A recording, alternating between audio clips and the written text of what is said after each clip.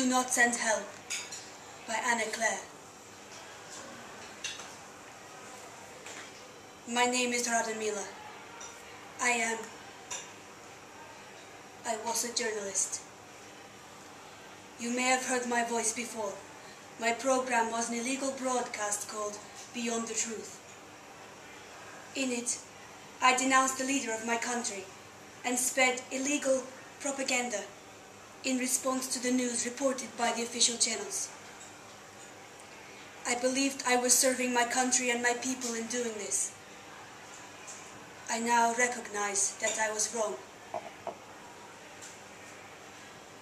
I am speaking to you now by courtesy of the President of the People's Free Republic, and with his kind permission to undo the damage I have done and tell you the truth.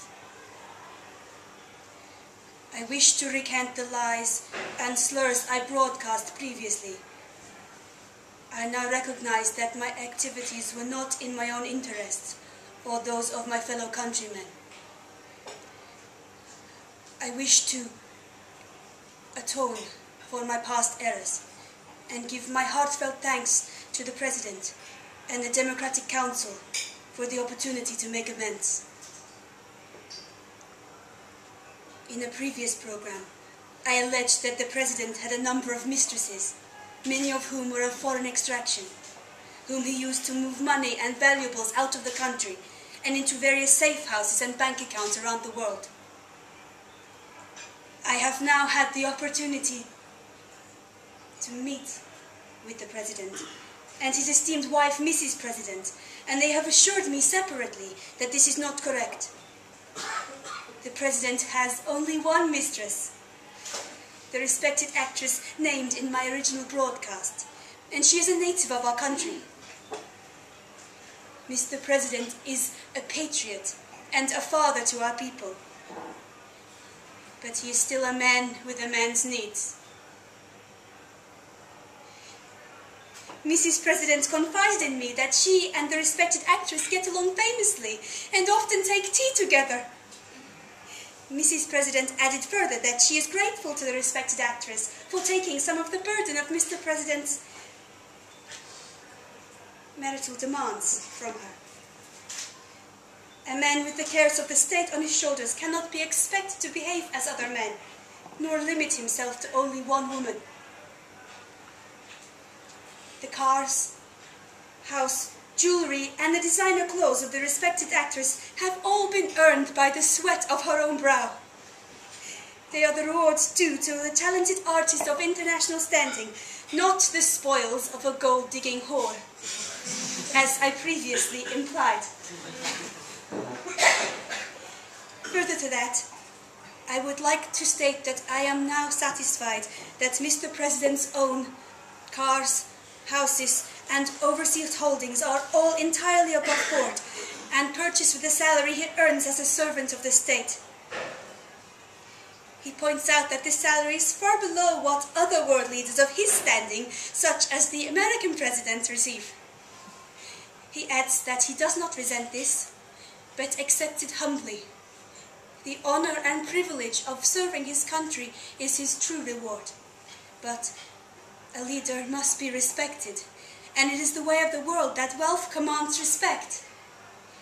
He does not make the rules, but he must abide by them. Should the President drive around in a second-hand car? Should the President live in a tenement block or a slum? Mr. President reminds me, and I remind my listeners, that he lived in a tenement block as a child and reached his present position by hard work and selfless dedication. Mr. President's early life, as portrayed in that very fine biographical film, Leader, in which the aforementioned respected actress plays Mrs. President, was extremely hard, and so he understands the sufferings of his people, perhaps better than they do themselves. He has fought for our freedom and his, and thrown off the yoke of the colonial oppressors.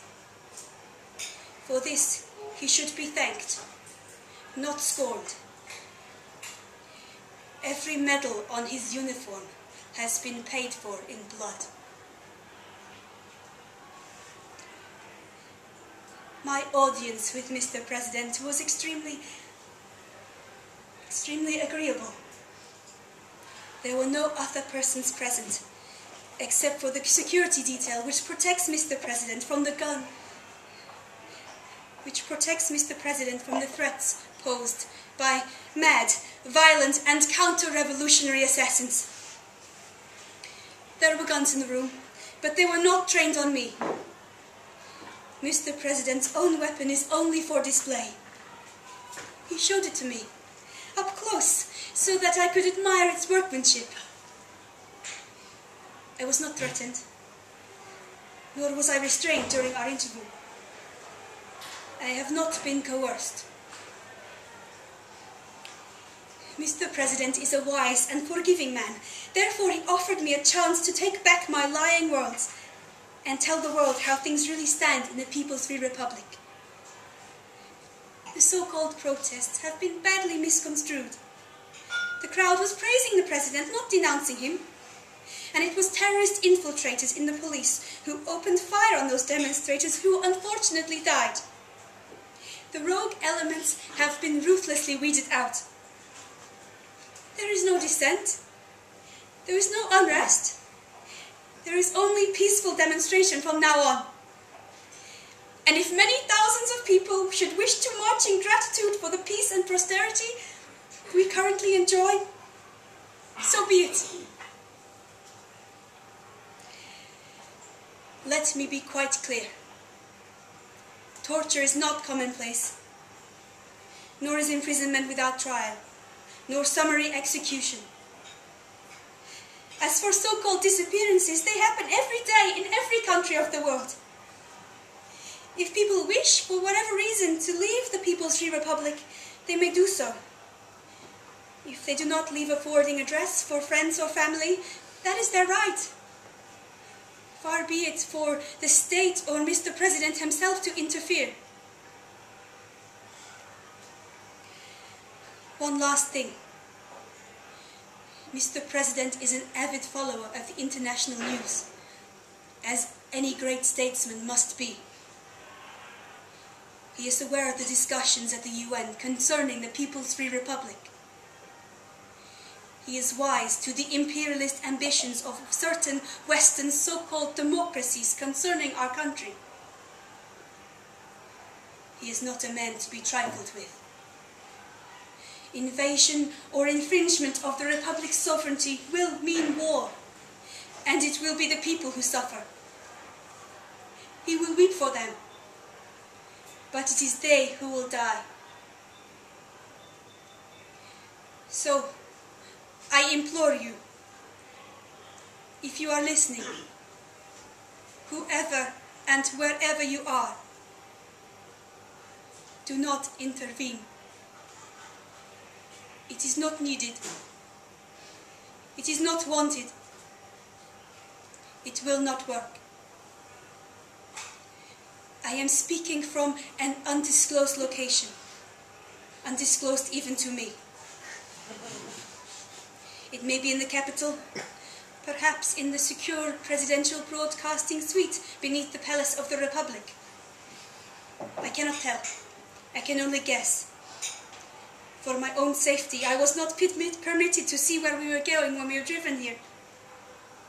I am grateful to the President for his thoughtfulness in this matter. I cannot be found. I cannot be saved, so do not attempt to aid me. My family is safe and well. They have not been threatened or held to ransom. Our home was not invaded. My husband and children have not been taken away. If they had been, they would not have been put in the holding cells beneath the Ministry of Justice. They would not have been beaten or starved. Such human rights abuses are beneath the dignity of a President of the People's Free Republic. I would certainly not have been made to watch.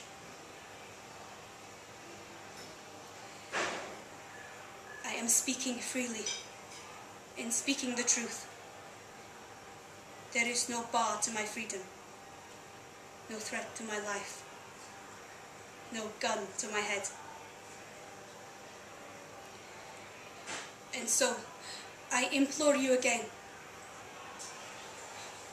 do not send help.